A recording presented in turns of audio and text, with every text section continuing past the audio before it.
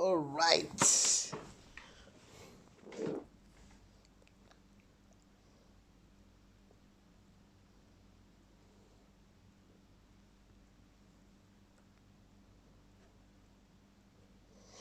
All right. The date today is the 21st of February. It's Tuesday today, 21st February 2023. The time is exactly 21:32 at night.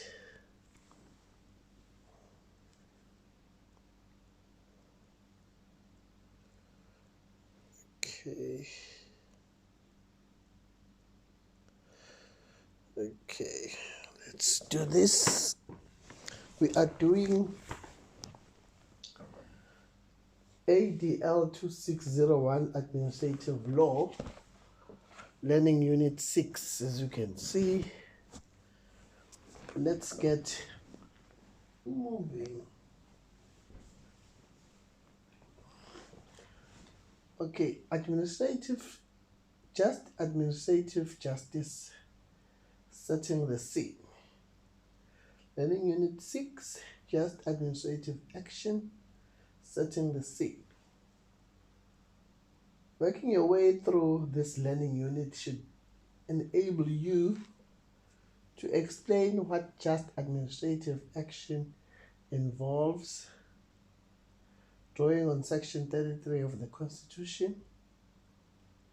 Explain what is meant when reference is made to the requirements for valid administrative action.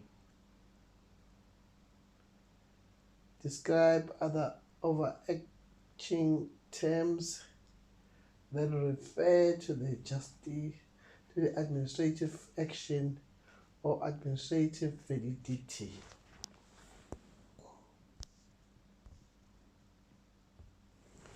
The outline of this learning unit is as follows.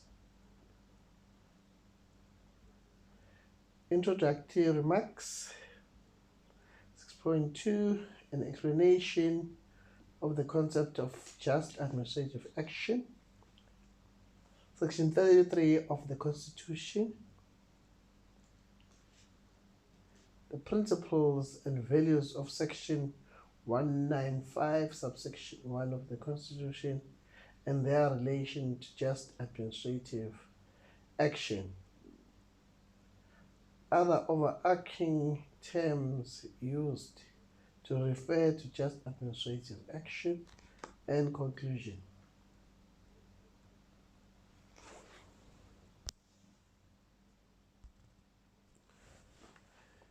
Introductory remarks. In part 1 and 2 of the study guide, we discussed the administrative law relationship, the subjects of the relationship, the characteristics of the administrative action, and the various classes of administrative acts.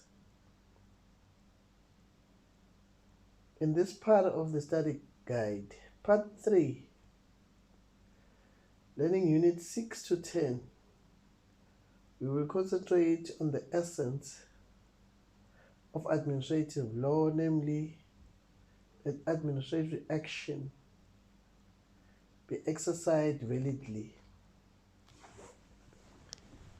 The question we need to ask is, when is administrative action performed validly? In other words, what are the requirements for the valid administrative action?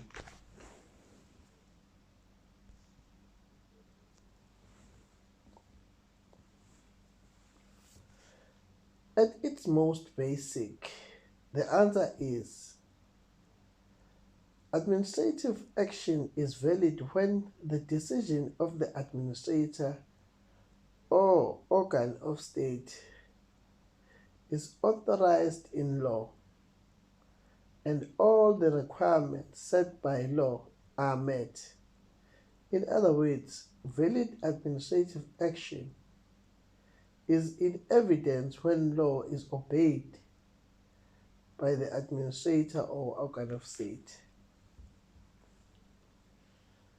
To find all these legal requirements, we need to first refer to the sources of administrative law discussed in Learning Unit 2. To refresh your memory, the sources of administrative law include the Constitution, legislation, case law, common law, administrative practice, Ubuntu, international law, writing in books and journals expressing academic opinions, policy documents such as green and white papers, reports by functionaries such as the public protector, foreign law. However, to determine the requirements for a valid administrative action, we focus on Constitution and specifically on Section 33, the right to just administrative action. Section 33 represents the overarching constitutional requirement that all administrative action must comply with if it is to be just, i.e. constitutionally valid. Such section: A. Lawfulness. B. Reasonable. 3. Procedural fair, and written reason must be provided for any administrative action that adversely affects rights.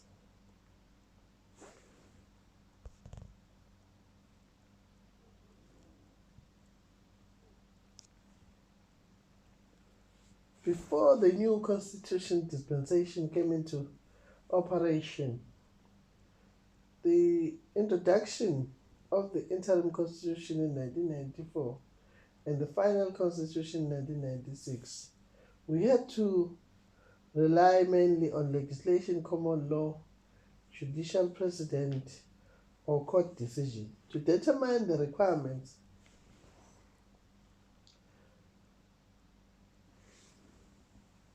for the valid administrative action.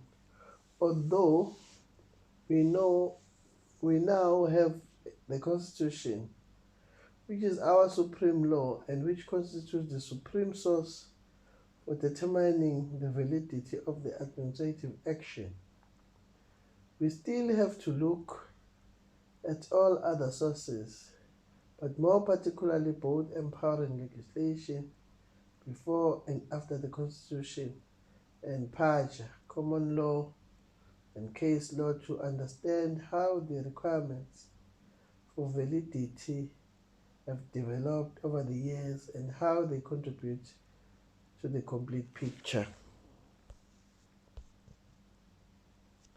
Please note other requirements of validity, for example those found in and developed by legislation, court decision, and common law, will be discussed in terms of overarching constitutional requirements of Section 33 of the Constitution. Students often struggle with this part of administrative law because of the many facts and technical detail they have to grasp. We are going to simplify matters somewhat by guiding you through the topics step by step, starting off with the broad outline of the themes in each of the next 5 learning units, learning unit 6 to 10. This will help you to understand and manage the content of these learning units.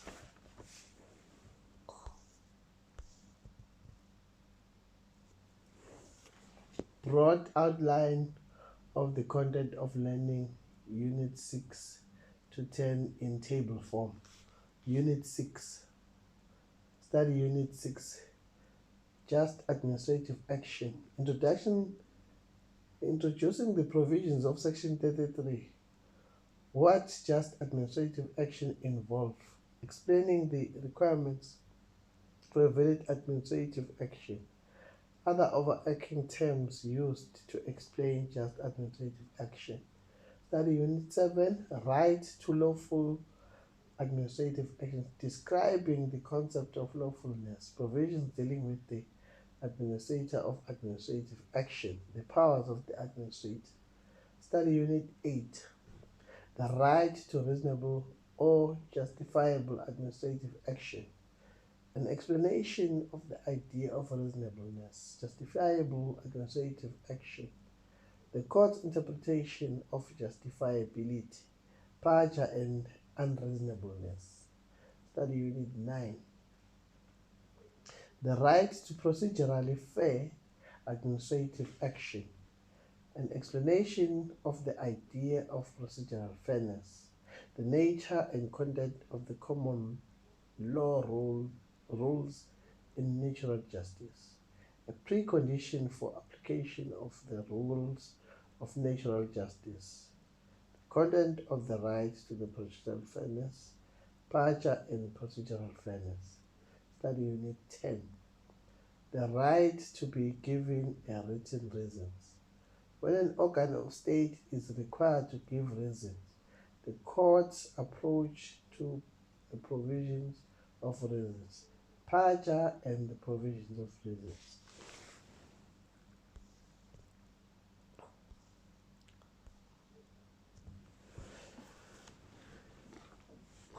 By the end of part 3 of the study unit, you will have covered all the provisions relating to administrative validity, put in a nutshell or unscapulated in the header of Section 33, just administrative action.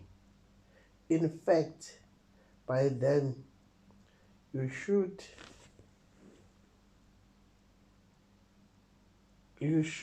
have acquired a good understanding of just administrative action in its widest sense.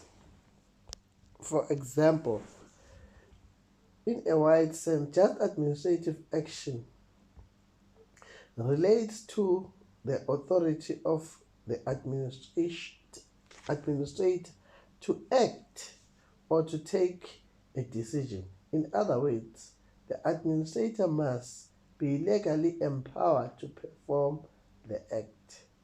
As Baxter in 1984, page 301, explained this particular feature of a valid administrative action. The performance of the act must be by the lawful constituted authority only. In taking the decision, the administrator must obey the prescription of the law, exercise his or her discretion impartially, follow the correct procedure in taking the decision, act procedurally fair, for example, listen to what the person has to say. Also, the decision maker needs to justify the decision. In other words, the decision must be reasonable. The best way to justify the decision is to provide adequate reasons for the decision.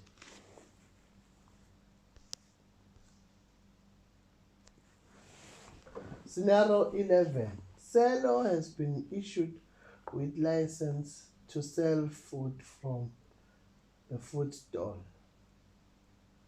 The licensing officer who issued the license followed the written and formal requirement for the issuing of license set out in municipal bylaw to the letter. However, he also demanded that seller pay him an amount of 500 rand as a commission for issuing the license. There is no such provision in the bylaw.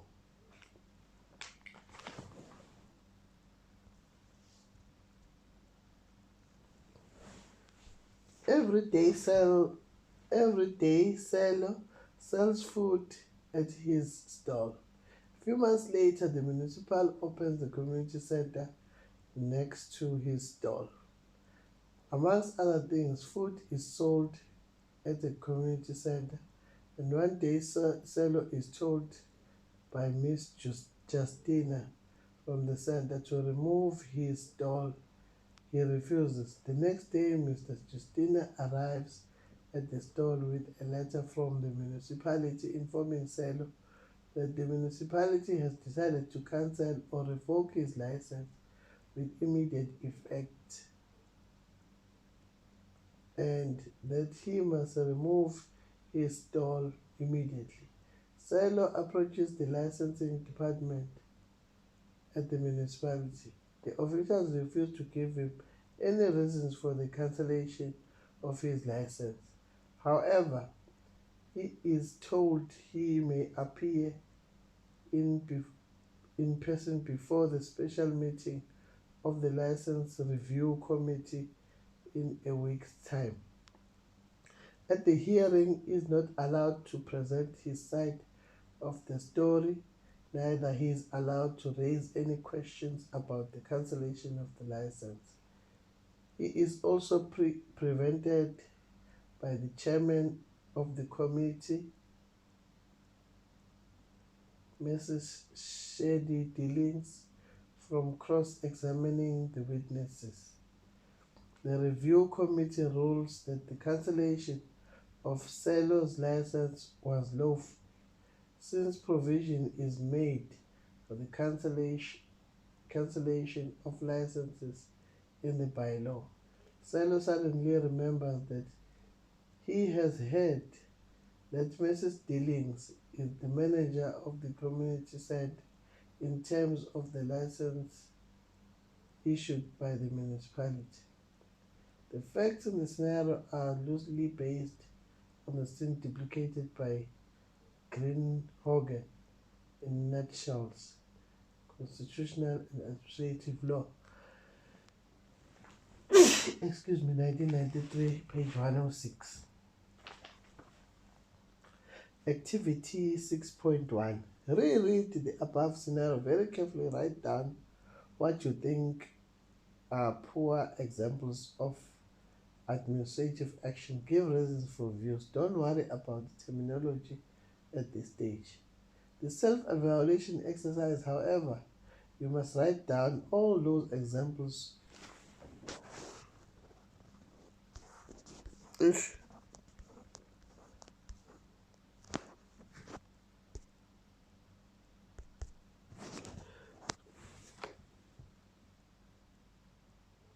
self-evaluation exercise, however, you must write down all the examples where the acts of the official in the scenario make you feel like saying, but this is not right.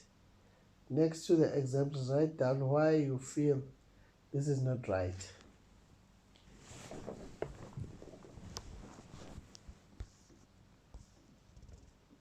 Six point two.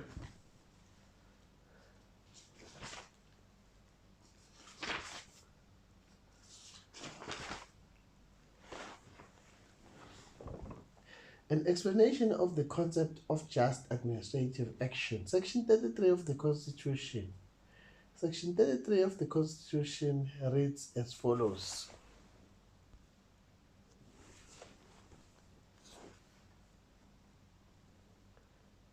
Just administrative action. Section 33, subsection 1. Everyone has a right to administrative action that is lawful, reasonable, and procedurally fair. 2. Everyone whose rights have been adversely affected by administrative action has a right to be given written reasons. 3. National legislation must be enacted to give effect to these rights and must A.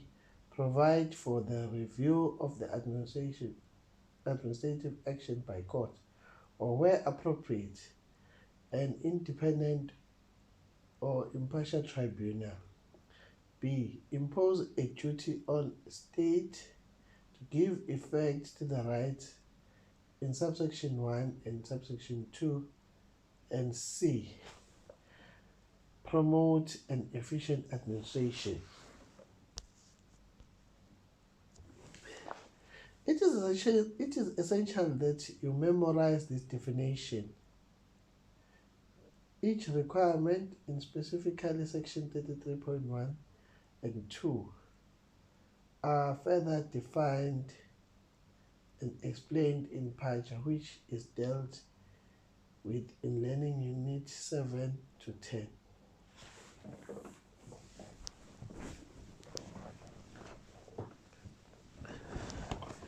Oh yeah. Just a second. Just need to blow my nose.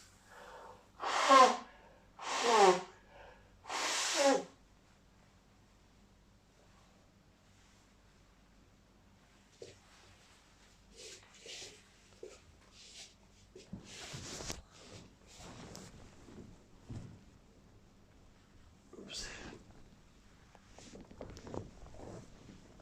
All right. Let's get moving.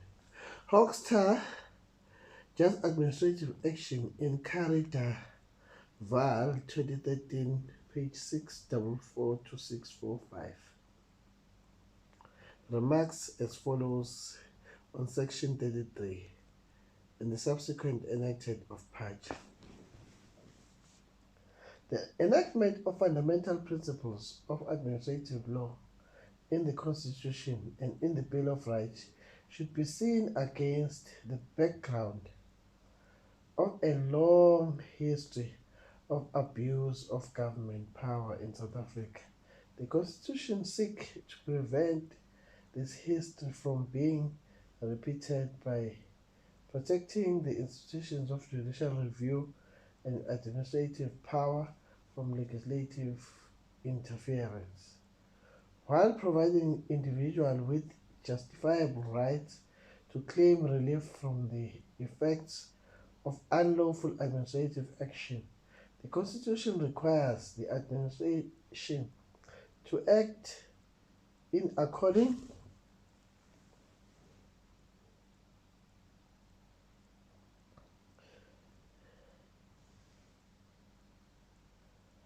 accordance with the fundamental principles of justice, fairness, from the principles of, and requires Parliament to enact legislation to govern the performance of administrative action and judicial review of such action.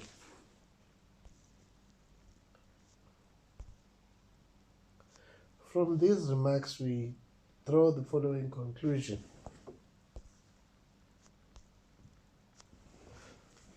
A. Just administrative action is aimed to prevent organs of state, public institutions, and functionaries, as well as natural and juristic person administrators from abusing or misusing their power in their dealing with an individual who is in subordinate position. Hence, the constitutional demand that administrative action must be performed lawfully, reasonably, and procedural fair manner.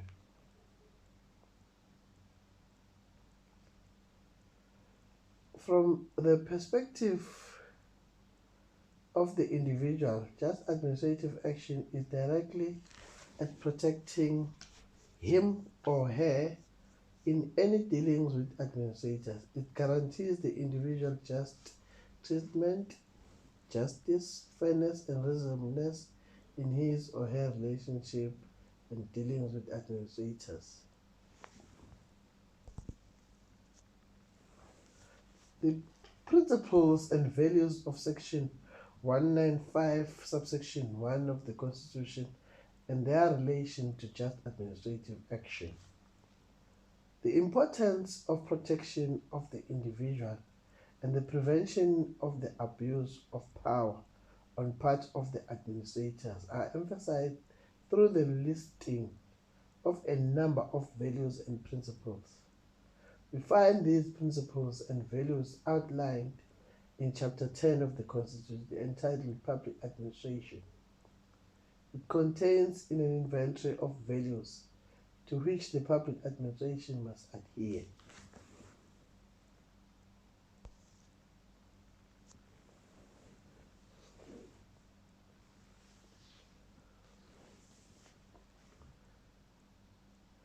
Section 195, subsection 1, entitled Basic Values and Principles Governing Public Administration, lists the principles that the public administration must not only take account of, but must also obey. Note the peremptory word must is used in this regard. Public administration must be governed by the democratic values principles enshrined in the Constitution, including the following.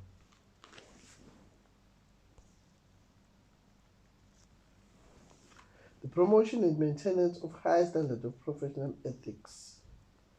B. The promotion of efficient, economic, and effective use of resources. C. A development-oriented public administration. D. The provision of services impartially, fairly, equitably, and without bias. A responsiveness to people's need and the encouragement of the public to participate in policy making. F. An accountable public administration. G. The fostering of transparency by providing the public with timely, accessible, and accurate information. H. The cultivation of good human resources management and career development practices to maximize human potential. I. A public administration which is broadly representative of South African people with employment and personnel management practice based on ability, objectivity, fairness, and the need of redress that imbalances of the past to achieve such broad representation.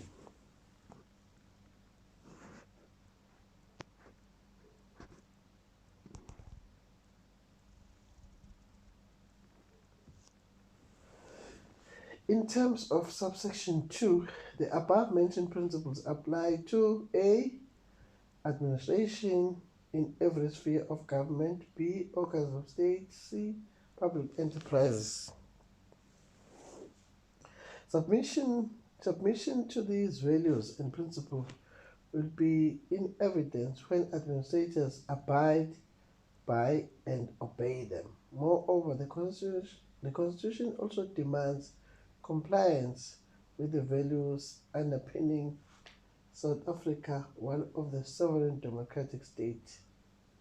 Amongst the values crucially important to administrators are the following: a democratic government to ensure accountability, responsiveness, and openness. See Section 1 of the Constitution. In complying and acting upon these principles, the administration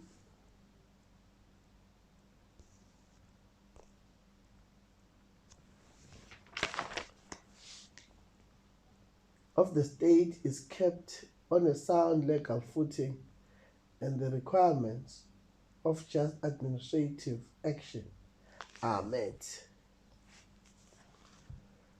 The provision of Sections 1 and 195, particularly when we read them with Section 33, are therefore aimed at creating a duty to achieve and uphold a fair and honest administration that serves the interest of the general public A variety of terms explain the interest of the general public, among others: the common good, the common interest, the commonwealth, the general well-being of the people, and so on.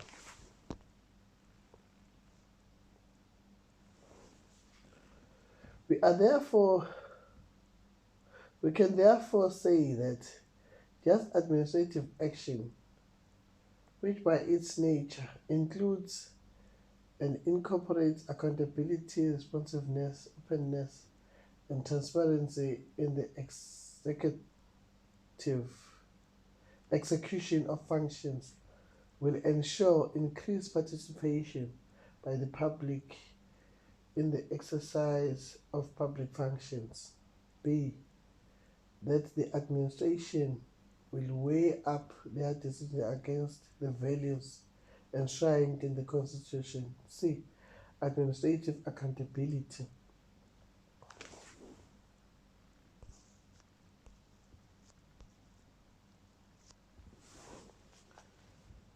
Fitting the requirement of just administrative action into the framework of the requirement for the validity of any administrative act, we can say just administrative action or administrative justice is an umbrella or overarching requirement that relates to all the requirements for a valid administrative action.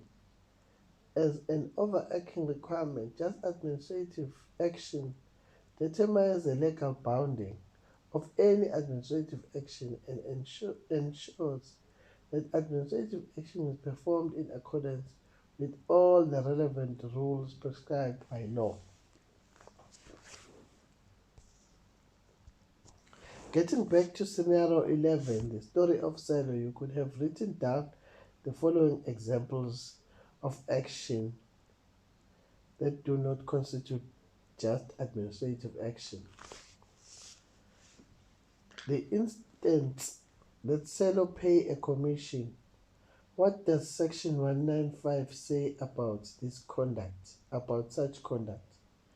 No reasons were given for the cancellation of license. At hearing, Selo was not allowed to present his side of the story or to ask questions about the cancellation. 4. And what about the fact that Mrs. Dilling is a manager of the community center?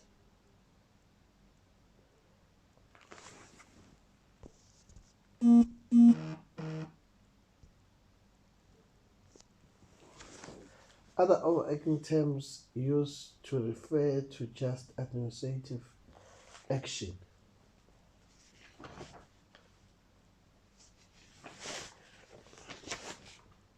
Just administrative action is not only the term used to describe the overall validity of administrative action or the requirement that all the aspects of the particular matter must be considered by administration.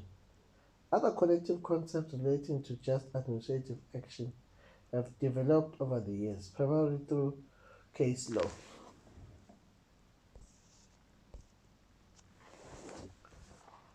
When you study court decisions in which administrative law principles have applied, you will come across terms such as inter vires, ultra vires, applying one's mind to the matter, legality.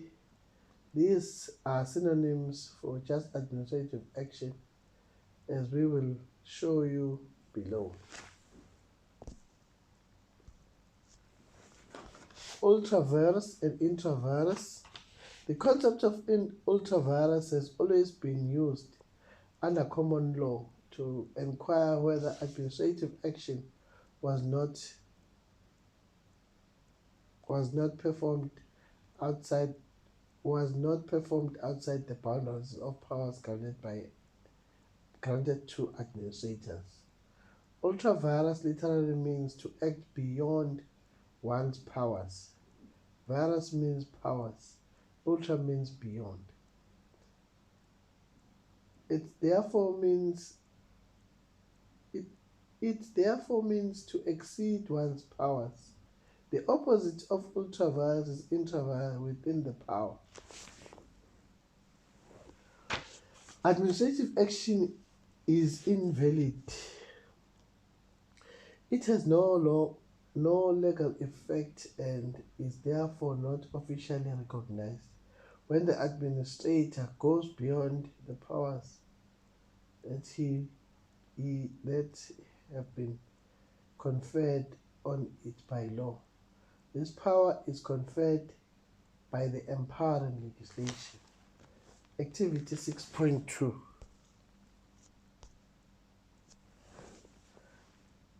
Let us turn to similar scenario. Suppose the licensing official is authorized in terms of the municipal law to issue only 10 trading licenses in the particular municipal area.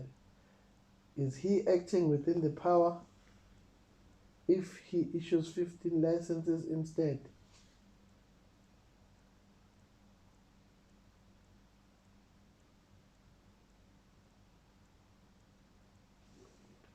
Suppose the bylaw 6.3, activity 6. Suppose the bylaw stipulates that licensing official must have specific rank, e.g. senior officer with the rank of deputy director, before he or she can approve application for license. However, a junior clerk in the office issues the license.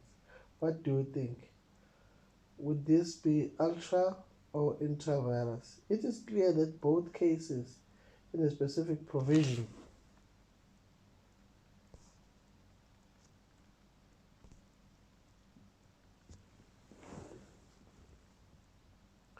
It is clear that both cases in the specific provisions of legislation, the municipality by law, have not been met. Therefore, the action performed with will be ultra-virus beyond the powers of the official. The question arises whether all administrative action will be valid as long as it fails within the framework of the enabling statute, or whether there are other additional requirements for valid administrative action. If one takes a narrow approach to ultra-virus, one may conclude that compliance with various of the empowering legislation is all that is needed. However, modern thinking prefers a broader approach. The narrow approach of ultra-virus is outdated and would not pass the test for just administrative action in terms of the Constitution. Why is this?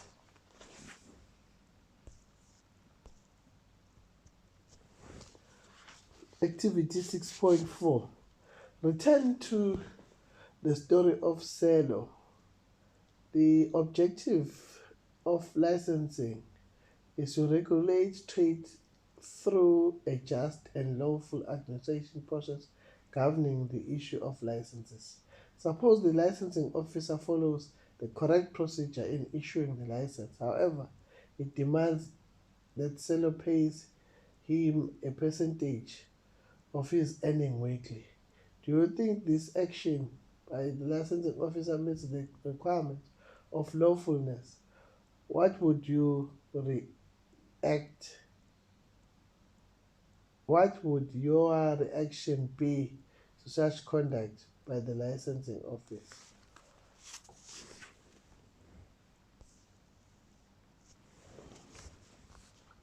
Although the written and formal provision of the bylaw have been complied with, it is obvious it is not a lawful exercise of function. The licensing officer has not acted in a fair manner. Moreover, his dishonest conduct or bad faith, his malfeasance. See Learning Unit 7 for a discussion of this concept, is a denial of the objective and purpose of the enabling legislation in this case, to serve the public interest and ensure the lawful and fair administrative licenses. When we examine action as closely as this, we are in actual fact following a wide approach of ultravirus. The wide approach requires that administrative action must comply with all the requirements set by law, not only those prescribed by the enabling legislation. When we refer to ultravirus administrative action today, we refer to the administrative action that is valid in terms of the Constitution, partial legislation, common law, and case law.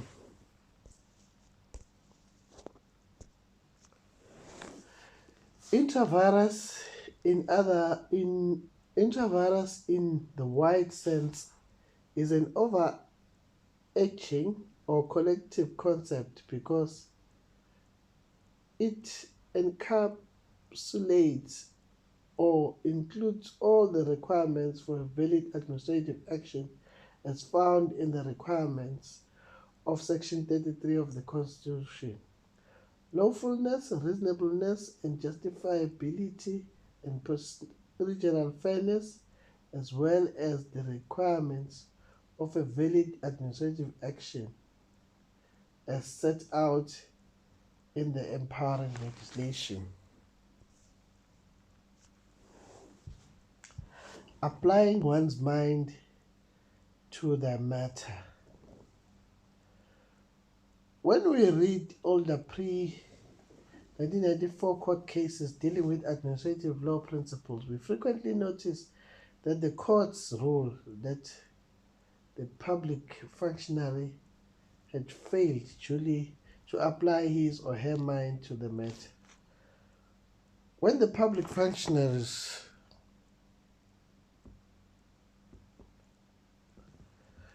When the public functionary has not complied with all the requirements for validity, we could say that he or she has not applied his or her mind to the task of function at hand.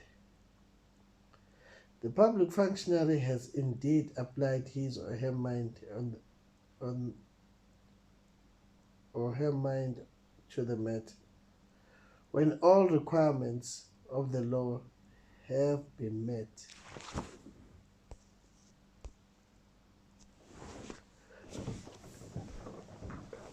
Applying one's mind is not an independent requirement for validity. However, like just administrative action, the ultravirus, in a wide sense, it is an overarching concept that incorporates all requirements for valid administrative action.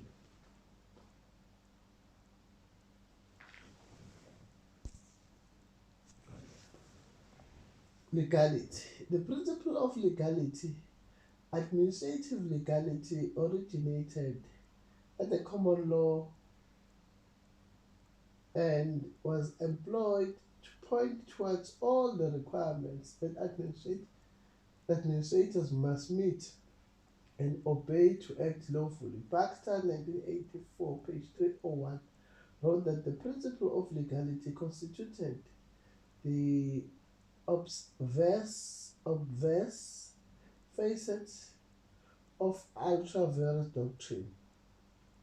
In that sense, legality was one of the principles used by the courts to determine whether administrative action was not only authorized by law, but also performed in accordance with the prescripts laid down by law.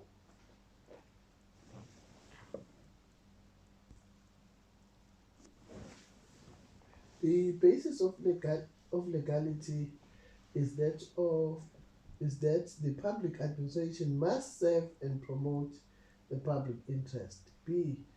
Protect and respect fundamental and human rights. When we look at the principle of legality in the constitutional framework, we notice that the Constitution is the supreme law of the country and is elevated above all state legislation. In terms of Section 2 of the Constitution, any law and any law or conduct is not in line with the Constitution may be declared invalid by court. In Factual Life Assurance Ltd versus Great Johannesburg Transitional Metropolitan Council 1999, subsection 1, SA 3734 Constitutional Court, Chancellor B held that the executive may exercise no power and perform no function beyond that conferred upon them by law. Paragraph 56.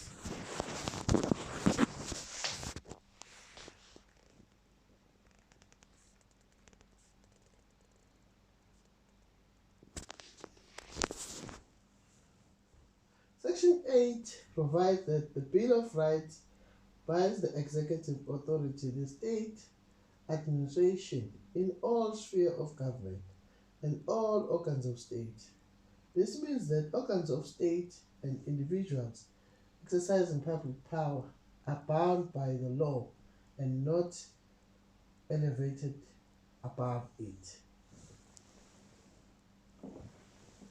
Legality requires that any administrative action should be in accordance with all the requirements of the law. Legality should therefore be regarded as the basis of all administrative action. Activity 6.5. Return to the press cutting at the beginning of the study guide. Do you think the conduct of Telkom is such that it qualifies as just administrative action? Has the institution applied its mind to the matter? Has it considered the factors that it should have before deciding whether or not the tender should be granted? What about the possible ultra-virus action? Do you think the principle of legality finds this application? This is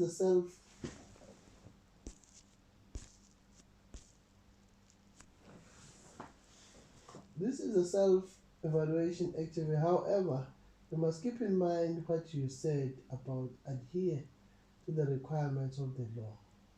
Do you think Section 195 of the Constitution plays a role as well? Do you think Section 1 of the Constitution plays a role? Conclusion.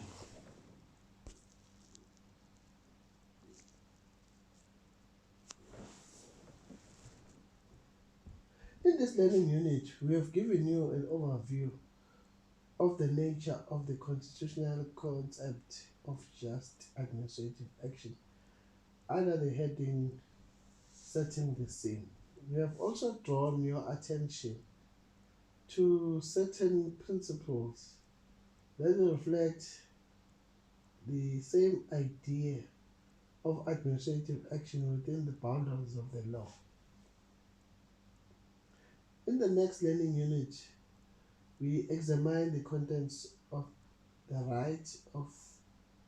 right to just administrative action in greater detail.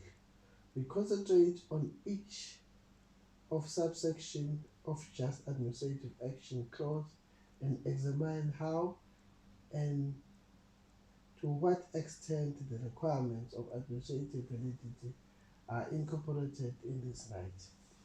You will note that in reality, each of the subsections, section 33(1) and subsection 2, identify different rights of the individual in his or her dealings with administrative. In this way, it can be said that the individual has a right to lawful administrative action, to reasonable administrative action, to procedural fair administrative action under section 33, subsection 1.